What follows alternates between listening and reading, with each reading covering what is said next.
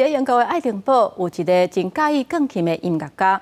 因为看到人买的钢琴变作是粪扫，伊感觉真唔甘，所以伊就创立钢琴跑道这个公益团体。钢琴若是要会当使用，就会找新的主人；若是无法度个用啊，就甲拆起来变作是装置艺术，或者是做演戏的道具。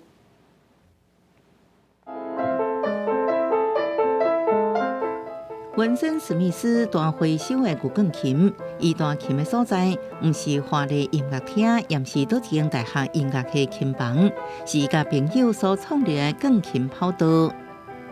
We get pianos that people don't want anymore, that were on their way to the dump, and we see if they're fixable and tunable,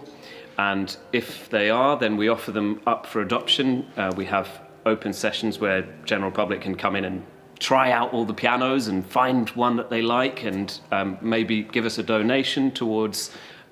keeping the project running. 文森史密斯原本伫巴黎一间家具公司接头路，我将别人听到的钢琴插板拆落来改做演艺这物件，后来发现有袂少钢琴其实品质袂歹，还佫用用，就有创立钢琴跑道的想法。 钢琴跑道伫即间无人用的百货公司内底，有寡装置艺术，就是由拆掉的钢琴插板做的，亲像这小剧场的宽装表演场地，为看台演艺到栏杆，拢全部是来自无路用的钢琴。 为推广钢琴跑道的理念，伊甲伊的职工几年前捌伫外口搭一个亲像蒙古包的大布棚，佮伫布棚内底设宽装小剧场，邀请艺术家来表演，吸引不少民众的注意。伊认为即卖社会充满用过度片的文化，钢琴跑道希望改变安尼想法。公视新闻，徐家仁编译。